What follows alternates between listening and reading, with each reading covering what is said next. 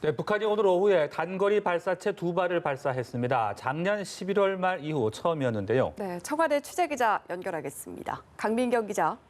네, 북한이 오늘 낮 12시 30분쯤 원산 인근에서 단거리 발사체 2발을 쏘아 올렸습니다. 발사체는 단거리 탄도미사일이라고 합참은 추정 중입니다. 합참은 이동식 발사대를 사용했다고 보고 있습니다. 발사체의 비행거리는 약 240km고 고도는 약 35km 정도입니다.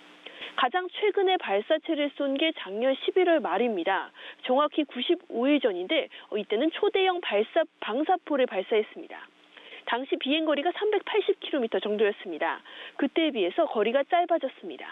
한미 정보당국은 신형 대구경 조종 방사포나 초대형 방사포의 가능성 등을 염두에 두고 재원을 분석 중이라고 설명했습니다. 우리 군은 김정은 위원장이 참관했을 가능성에 무게를 두고 있습니다. 합참은 추가 발사에 대비해서 관련 동향을 추적 감시 중입니다. 네, 청와대도 곧바로 대응을 했는데요. 정의용 국가안보실장 주재로 회의가 열렸다고요? 그렇습니다. 발사체 소식이 전해지자 청와대에서는 정의용 국가안보실장의 주재로 긴급 관계부처 장관회의가 열렸습니다. 긴급한 상황을 고려해서 정경두 국방부 장관과 서훈 국가정보원장은 화상으로 참석했습니다.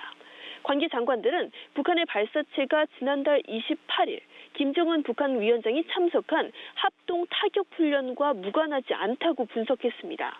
합참의 설명과 같습니다. 관계 장관들은 강한 우려를 표명했습니다.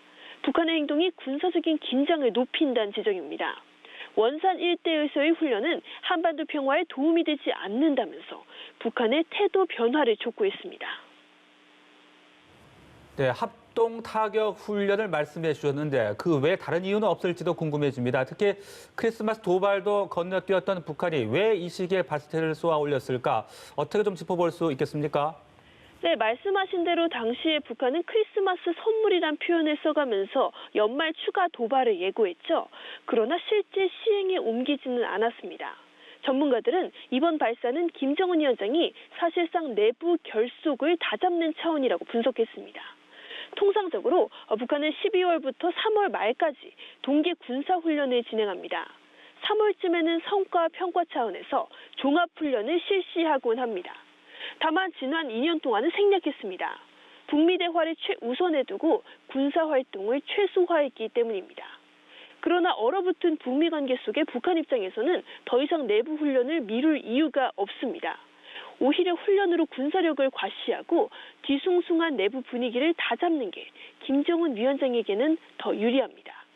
다만 곧 재선을 앞둔 도널드 트럼프 대통령을 향한 정치적 메시지 가능성도 배제할 수는 없다고 전문가들은 덧붙였습니다.